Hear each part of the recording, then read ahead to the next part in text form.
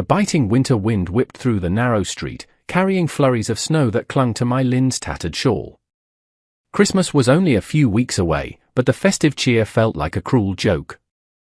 Her hands, numb with cold, trembled as she recounted the coins for the 5th time. 7 cents.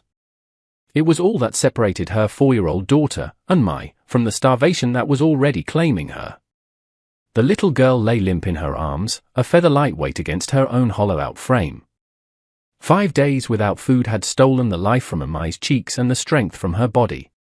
The crying had stopped yesterday, a silence that terrified my Lin more than any scream. She pressed her face against the frosted glass of Gable's general store, watching families inside purchase flour and salted pork, their movements easy and unburdened. Her breath fogged the window, a fleeting warmth against the cold.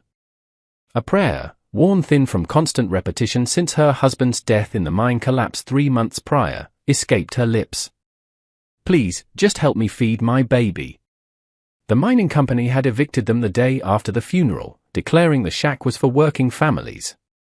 As if my Lin hadn't scrubbed floors and mended clothes for others until her fingers bled, trying to earn enough to survive. Her worn-out boots did little to protect her feet from the snow-covered ground. She had sold everything of value, her wedding ring, a small jade pendant from her mother, even her winter coat. The 7 cents were the last remnants of a life that had crumbled to dust. Amai stirred, her small lips parting, searching for nourishment that wasn't there. Each shallow breath was a fresh crack in my Lin's breaking heart. The bell above the store door chimed. Gathering her last ounce of courage, my Lin pushed inside. The warmth hit her like a physical blow, and she swayed, nearly collapsing from the sudden relief. Mrs. Gable, the owner's wife, looked up from her ledger, her eyes as cold and unforgiving as the winter outside. We don't give charity here, she said before my Lin could utter a word. Hard work is what builds character, not handouts. The whispers of the other customers, well-fed and warmly dressed, cut through the air. They stared at the Chinese widow and her pale child, their judgment a palpable force. Please, my Lin's voice was barely a whisper. My little girl, she hasn't eaten in 5 days. I have 7 cents. Perhaps some old bread. Her words trailed off as Mrs. Gable's expression hardened. I'll work for it, my Lin pleaded, holding Amai tighter. I can clean, so, anything you need. Mrs. Gable shook her head. I won't enable laziness. There's always work for those willing to find it. The lie stung. No one in this town wanted to hire a desperate Chinese woman with a sick child in tow. The store's bell chimed again, and a sudden silence fell over the room. A massive shadow fell across the doorway as a man stepped inside. He was immense, standing well over 6 feet tall with shoulders that seemed to fill the entire frame. His hands were weathered and calloused, yet he moved with a surprising gentleness. Deep lines etched a face that had seen years of harsh sun and harsher winters, and his grey eyes held a quiet strength that commanded respect. Sheriff Brody, who had been leaning against the counter, immediately straightened. Afternoon, Corrigan, he said, a note of deference in his voice. The giant, Corrigan, gave a curt nod. His gaze swept the room, taking in the scene with those storm-grey eyes that missed nothing. When his attention settled on my Lin and the listless child in her arms, his expression shifted. The hard lines around his eyes softened, and he swallowed hard as he looked at Amai's pale, still form. Mrs. Gable, emboldened by an audience, found her voice. Now, don't you go feeling sorry for her, Arthur. Some people create their own problems. But Arthur Corrigan's eyes never left Amai's face. Sheriff Brody cleared his throat, addressing my Lin with a false authority. A child needs proper care. If you can't provide it. He let the threat of the poorhouse, a place from which children rarely returned, hang in the air. Please, my Lin whispered, her voice breaking. She's all I have left. Of Amai's breathing grew even more shallow, and panic rose in my Lin's chest like a flood. That's when Arthur Corrigan stepped forward. His heavy winter boots struck the wooden floor with purpose. He stopped directly in front of Mrs. Gable, his presence dominating the room. When he finally spoke, his voice was deep and measured, like thunder rolling across distant mountains. How much for everything she needs? Mrs. Gable blinked. What? Food. Milk. Medicine. Blankets, he said, his voice carrying an authority that brooked no argument. Whatever it takes. How much? The store owner stammered, caught completely off guard, as Arthur's gaze fixed once more on Mai's face. For just a moment, a flicker of profound, unbearable loss crossed his features before he mastered it, his jaw set like granite. Without another word, he reached into his coat and pulled out a thick leather wallet. Everything, he repeated, his deep voice filling the quiet store as he laid a sum of money on the counter that made Mai Lin gasp. Milk, bread, medicine for the fever, a warm blanket.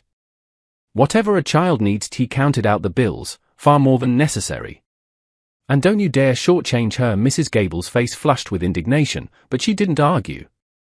No one argued with Arthur Corrigan. As the woman who had just refused her 7-cent scrambled to fill a basket, Mai Lin held Mai closer, afraid to believe this was real. Men didn't help strangers, especially not women like her, without expecting something in return. Come, Arthur said quietly to Mai Lin, picking up the heavy basket as if it weighed nothing. Your daughter needs to eat. He led her outside into the swirling snow, the judgmental stares of the townspeople following them. He helped her onto the seat of a large wagon hitched to 2 strong horses, his touch careful and respectful. Once she was settled, he pulled a small bottle of milk from the basket. Try to get her to drink, he said softly. Just a little. Mai Lin's hand shook as she brought the bottle to Mai's lips. For a terrifying moment, there was no response. Then, a deep instinct seemed to awaken, and her daughter's mouth moved weakly, taking a few precious sips before exhaustion claimed her again. But it was enough. It was life. Thank you, Mai Lin whispered, her voice choked with emotion. I don't know how I can ever repay you. Arthur climbed into the driver's seat but didn't take the reins. He studied her with those storm-grey eyes. My name is Arthur Corrigan. I own a ranch about 10 miles from here. It's a quiet, safe place. I am Mai Lin, and this is Mai, she replied, still clutching the bottle of milk like a holy relic. We are grateful, Mr. Corrigan. Mrs. Lin, he said carefully, when was the last time your daughter had a proper meal or slept in a warm bed? The question was a gentle observation, not an accusation, but it cut straight to her heart. 3 months ago, she answered honestly. Before my husband died. Arthur was quiet for a long moment. My ranch has plenty of room, he said, his voice carrying a weight of understanding. Good food, warm beds. Safety. This winter is no place for a child without proper shelter. Mai Lin's heart began to race with a familiar fear. She had heard stories of men who preyed on desperate women. What would you want in return? She asked quietly, pulling Mai closer. The question seemed to surprise him. He turned to look at her fully, and she saw a deep, soul-crushing pain in his eyes that mirrored her own. I once had a family, Mrs. Lin. A wife and a little girl, about Mai's age. His voice grew thick with an emotion he fought to control. They were lost in a blizzard 2 years ago. I couldn't save them when they needed me most. He looked at the pale child in her arms. Maybe I can help save her. The raw honesty in his words disarmed her. This wasn't predation, it was a man trying to heal his own broken heart. Your daughter is fading, Mrs. Lin, he said, his tone becoming more decisive. Not today, maybe not tomorrow, but soon if nothing changes.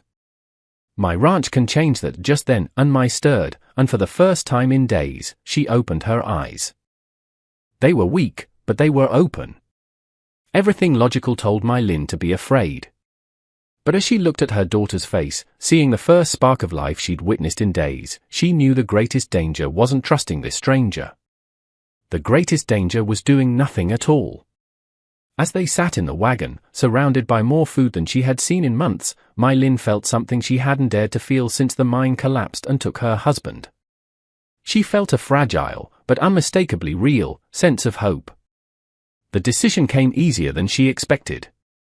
Yes, she whispered to Arthur Corrigan. We'll come with you. He simply nodded and clicked his tongue to the horses. The wagon rolled forward, carrying them away from the town and into the vast, snow-covered country. The journey was made in a comfortable silence, broken only by the crunch of snow beneath the wagon wheels. As they traveled deeper into the mountains, My Lin saw a landscape that was both beautiful and unforgiving. Rolling hills covered in a thick blanket of white stretched as far as the eye could see, and distant snow-capped peaks touched the winter sky. And Mai dozed against her chest, the milk having worked a small miracle, bringing a faint touch of color back to her tiny body.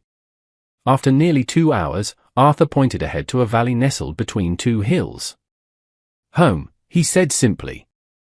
The ranch house was not the rough cabin Mai Lin had expected, but a proper 2-story home with a wraparound porch, smoke curling from its chimney like a welcome signal.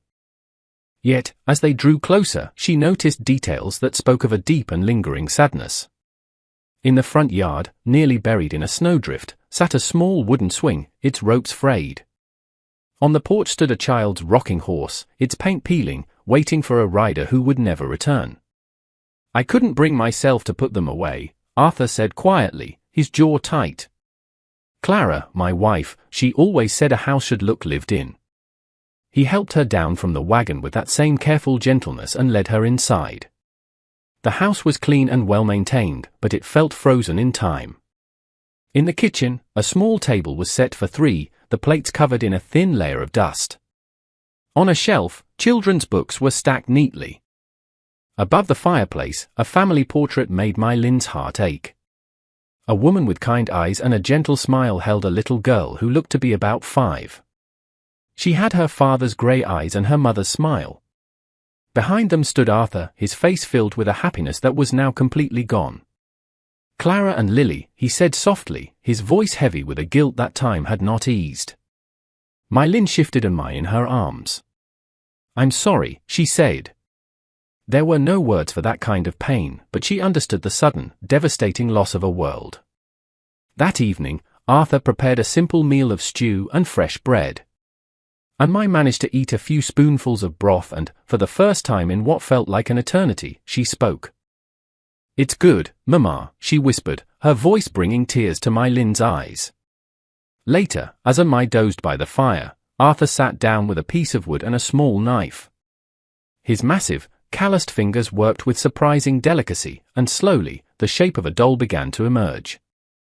"Every little girl should have a doll," he said simply, his gaze softening as he looked at her sleeping daughter. Mai Lin watched this complicated, grieving man who had opened his home to them, asking for nothing in return. She realized with a jolt that made her pulse quicken that this wasn't just about saving Mai anymore. Somehow, in the space of a single day, Arthur Corrigan had begun to save her, too. Just as a fragile peace settled over them, the sound of approaching horses shattered the quiet winter night. Through the window, Mai Lin saw torches bobbing in the darkness, moving steadily toward the house. "Stay here," Arthur said grimly, his body tensing. As the riders drew closer, angry voices carried on the wind, and she realized with a growing dread that their sanctuary was about to be invaded. Sheriff Brody led the grim-faced group, which included Mrs. Gable and several other women from the town's church committee. Their faces were set with the righteous certainty of people convinced they were doing God's work. Arthur stepped onto the porch, his massive frame filling the doorway. "Evening, Sheriff," he said, his voice calm but firm. "What brings you out on a night like this?" The sheriff dismounted, looking uncomfortable. "Arthur, there's been talk. Folks are concerned about the child's welfare, living here with you." "It's a scandal," Mrs. Gable declared, her voice sharp with moral outrage. "An unmarried woman, a foreigner, living under your roof. What kind of example is that?" "The kind that saves a child's life," Arthur replied evenly. "And Mai was starving while your community turned its back on her. Should I apologize for offering them shelter from a blizzard?" One of the other women stepped forward, holding a folder. "We have legal papers, signed by the judge. This situation is morally inappropriate. We have the authority to remove the child to a proper Christian home." The blood drained from Mai Lin's face. "No," she whispered, clutching Mai, who had woken and begun to cry softly. "You can't take her. She's my daughter. Let them talk. Arthur's voice dropped to a dangerous growl as he took a step forward. While they're talking, Unmai is eating, sleeping in a warm bed, and getting stronger every day. Which matters more, their gossip or her life? Mrs. Gable's eyes flashed. Don't you dare lecture us on morality, Arthur Corrigan. We all know what happened to your first family. Maybe if you'd been a better husband and father, they'd still be alive. The word struck Arthur like a physical blow. The cruel accusation that he was responsible for Clara and Lily's deaths was the one weapon that could pierce his armor. He staggered, the old guilt washing over his features. Seeing his pain, a protective fury rose in Mai Lin. How dare you, she said, her voice shaking with rage. This man is the kindest, most decent person I have ever met. He saved my daughter when your community left us to die in the snow. If anyone should be ashamed, it is all of you. But the damage was done. Arthur had withdrawn into himself, and Mai Lin could see him beginning to doubt if his actions were causing more harm than good. Unmai, sensing the shift, tugged on his coat. Big man, she said softly, using the name she'd given him. Don't let them take me away. I like it here. You make Mama smile again. Her innocent words seemed to steady him. He looked down at Unmai, and some of his strength returned. Tell me, Sheriff, he said quietly. What's more important? Following your rules or keeping a family together? Seeing him waver, Mai Lin felt a crushing despair. She couldn't ask him to sacrifice his reputation for them. Maybe they're right, she began, her voice barely audible. Maybe we should go. Mai Lin, no. Arthur's head snapped toward her, his eyes wide with something that looked like panic. I won't survive out there. But I can't destroy your life, she replied, tears streaming down her face. Unmai began crying harder, clinging to Arthur's leg. No, Mama, please.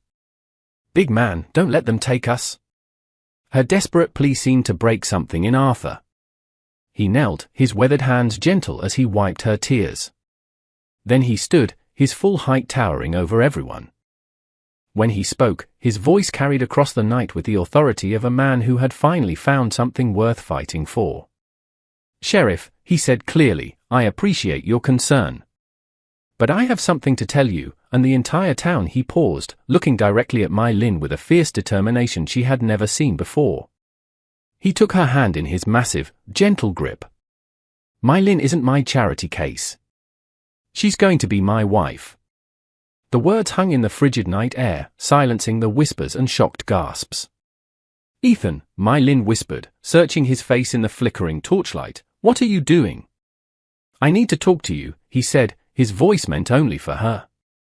He turned to the stunned crowd. Give us a few minutes. He guided her inside, Unmai still clinging to his hand. Once the door was closed, he turned to her, his own hand shaking slightly as he cupped her face. Mai Lin, look at me. She raised her eyes to his, and what she saw there wasn't pity or obligation. It was love, pure and simple, shining in his eyes like a hearth fire on the coldest night. I'm not proposing to save you from them, he said quietly, his thumbs wiping away her tears. I'm proposing because in the last few days, you and Unmai have brought life back into this house, and back into me. I was just existing before. Now, I'm living again. I love you, Mai Lin. From her chair, Unmai's sleepy voice piped up. Mama, big man makes you happy. You sing when you cook now. Mai Lin looked at her daughter, safe and warm, and then back at the gentle giant who had offered them everything. He reached into his pocket and pulled out a small velvet box. Inside was a simple gold band. This was my mother's ring, he said softly. I've been carrying it for 3 days, trying to find the courage to ask. Not because the town demanded it, but because I can't imagine my life without you and Unmai in it. Right there in his living room, with the townspeople still murmuring outside, Arthur Corrigan dropped to one knee. Mai Lin, will you marry me? Will you help me turn this house back into a home? She thought of her first husband, gone too soon, and felt his blessing in her heart. He would want this for them. He would want Unmai to have a father. Yes, she whispered, her voice strong. Yes, Arthur Corrigan. I'll marry you. He slipped the ring on her finger and kissed her gently as I clapped her small hands. But just as their future seemed secure, the sound of a lone rider approaching at a gallop shattered their peace. A man dismounted with an air of arrogant authority. It was Junwei, her late husband's brother, a man she had hoped never to see again. My Lin! Junwei called out, striding toward the porch and waving legal papers in his fist. I've come for the girl. As her blood relative, I have the legal right to raise her properly, not in some scandalous arrangement. My Lin stepped forward, no longer the desperate woman from the general store. Junwei, she is my daughter. She stays with me. Does she? He sneered. A woman living in sin? The law is on my side. His cold gaze fell on Mai, who pressed herself against Arthur's leg. Big man, she whispered, I don't want to go with him. Mai looked up at Arthur with wide, fearful eyes, then declared in her small, clear voice, I want to stay with Mama and Papa Arthur. Her words, and the name she had chosen for him, carried across the yard. Even Mrs. Gable shifted uncomfortably. Arthur stepped forward, his massive frame a protective shield. The child has made her choice, he said quietly. She's happy, healthy, and loved. That makes us her family in every way that matters. Sheriff Brody finally intervened. Thomas, I've seen enough tonight. That little girl has been through hell. Look at her now. Sometimes the law needs to consider what's truly best for a child. Surprisingly, Mrs. Gable spoke up. He's right. I saw that child starving while you were nowhere to be found. Where were you when she needed family? Junwei's confidence faltered as he realized the crowd was no longer on his side. He saw the ring on My Lin's finger and the unshakable unity of the three people on the porch. He had lost. Crumpling the documents in his fist, he muttered a hollow threat and rode away in defeat. As the townspeople dispersed, some now offering quiet congratulations, Arthur and My Lin stood on their porch with Mai held securely between them. Their little family was finally safe. 3 months later, the spring thaw had begun to melt the snow.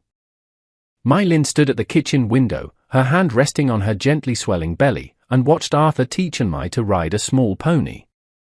Her daughter's laughter, pure and joyful, rang across the meadow. The woman who had once counted 7 cents with shaking hands now counted blessings that were infinite, knowing that their story had found its perfect beginning. They were home.